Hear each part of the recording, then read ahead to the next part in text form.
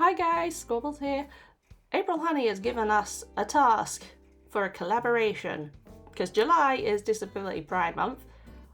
I'm here to build a nice little bedroom and restroom to represent a condition that's really affected me in a lot of more ways than I really expected. And this is ME. ME, which stands for myalgic encephalomyelitis, also more commonly known as chronic fatigue syndrome. It does what it says on the tin.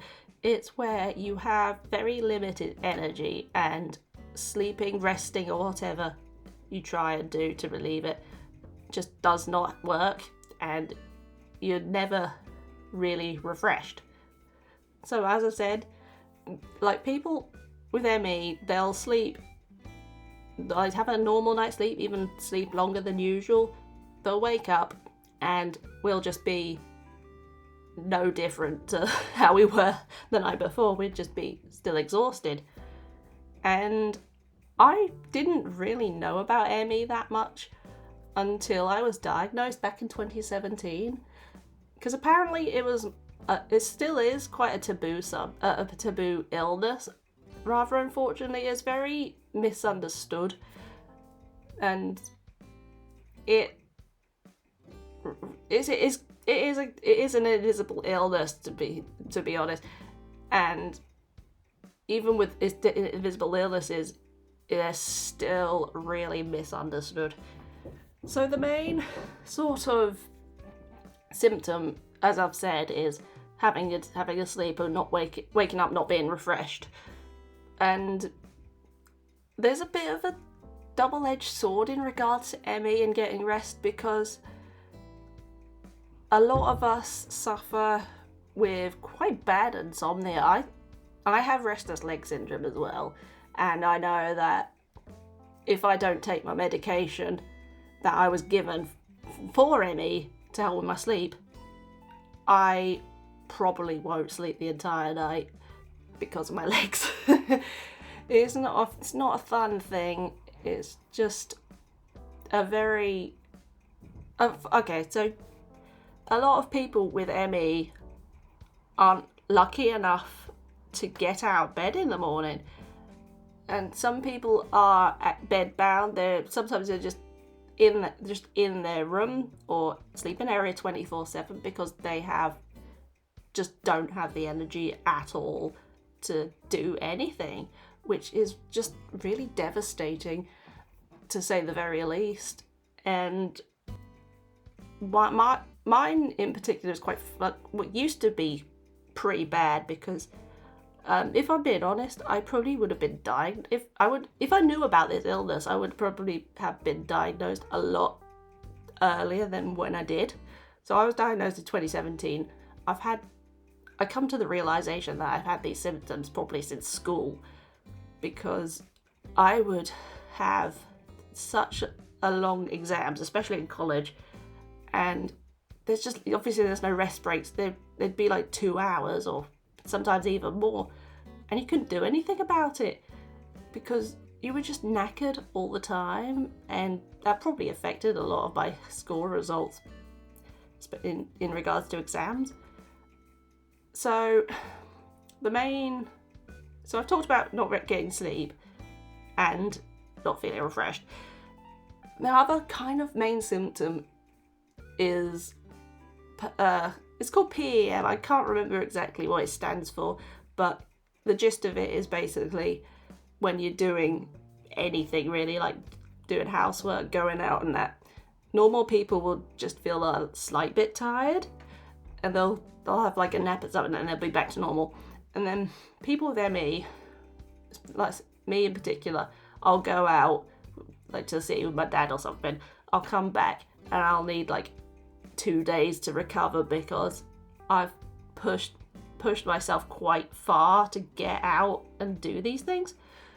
And sometimes it does get to the extent of where I do even the smallest things, like doing housework. I struggle to change the bed, I struggle to hoover. That takes a lot out of me. That's why I put it off for such a long time, because I know what happens after I do these things. And yeah, it's not particularly a great thing to have. The other things are like, there's a lot of a common illness that a common symptom that people with ME get. I don't have it personally. I mean, I get something similar, but I don't know if it's ME or not. Is having flu-like symptoms, like being hot and cold, struggling to have body temperature controlled and all that, having the sniffles. I don't personally get that, but I do get hyperglycemia just come out of nowhere, and I'll be sniffly and yawn constantly, and that.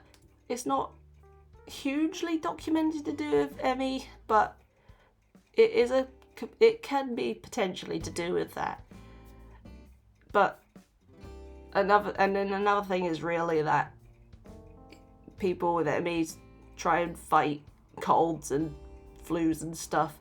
It takes quite a larger amount of time to recover from them. I get that with colds quite a lot. Mine last like 2 weeks because the symptoms just never really go away quick enough, even if you've had like an obnoxious amount of medication, what have you. And what else is there in terms of symptoms? I get chronic migraines as well. Chronic migraines are quite a well-documented thing when it comes to ME. Just pain issues in general. Really, for me, I only get pain issues in my legs, but a lot of people with ME also have conditions like fibromyalgia. I know a lot of people in the community here who do have fibromyalgia. I don't, but I do get quite an obnoxious amount of pain in my legs and sometimes in my shoulders. And when couple that with the whole exhaustion thing, and sometimes I'd be like curled in a ball, not wanting to move and what have you, not even wanting to play Animal Crossing even. It's just not the nicest condition to have. And like I said, it is very much misunderstood. And for a lot of people, that's often a sort of condition that gets diagnosed when, I don't know how to word it, but when all else fails. Like for me, because I was originally diagnosed with iron deficiency, anemia, and hyperthyroidism. Oh, I'm mucking my words up. When you've taken medication for that and you're still getting these symptoms, it's like, yeah, you're gonna go to the ME clinic. Bye bye, Emily. We're sending you to them. It's just the nature of the beast, really. Oh God. I just had that moment there and just thinking about it. Brain fog is also a huge part of ME and similar conditions. My memory is naturally quite crap. My short-term memory is ridiculously bad. But brain fog is a very, very common thing where it just messes with your memory. It messes with. Sometimes I forget what I'm talking about mid-sentence, like there, just then. And you just forget about what you're doing sometimes, just out of the blue. It is quite frustrating, especially if you're like me and you've got autism and you're like struggling to finish your sentence because you've forgotten about everything. It just frustrates you to no end. And yeah. Brain fog's not great either. There's just so many symptoms that just are very frustrating to deal with, but you know in your heart that there's really nothing you can do about it because there's no sort of, well, there's talking therapies, but there's nothing really else. You get medication for certain aspects of your ME, like for me with my I take amitriptyline for the sleeping on my legs. But other than that, because you get, the only thing I can think of, because it's pacing, which is where you do your thing and do whatever you want to try and do, and then you have a gap for your resting, and that it's never really worked for me. And the other thing is, I know there's people, I can't remember what it's called. It's something exercise therapy. I can't remember. It's very it's very controversial within the ME community because of how much people know that exercise will make them feel like crap for like ages. So it's a very controversial type thing. I think they've gotten rid of that, thank God. But yeah, other than that, there's just no real other way of managing it. You just have to deal with it yourself. I know a lot of people use the spoon theory for ME and other sort of similar conditions. It's just never really worked for me because, well, I don't know why. Just every time I have tried it, it just never seems to work outright. So you're basically just left to your own devices, really, which is why it's such an unfortunate condition to have. Which is, unfortunately, the sad truth about it, really. But it looks like I'm done with this room. I didn't have a huge amount of stuff to use, but I think it came out alright. If you have ME or similar conditions, feel free to have a chat with me. I hope this was really informational. I try to be anyway. But thank you guys for watching, and I'll see you guys next time.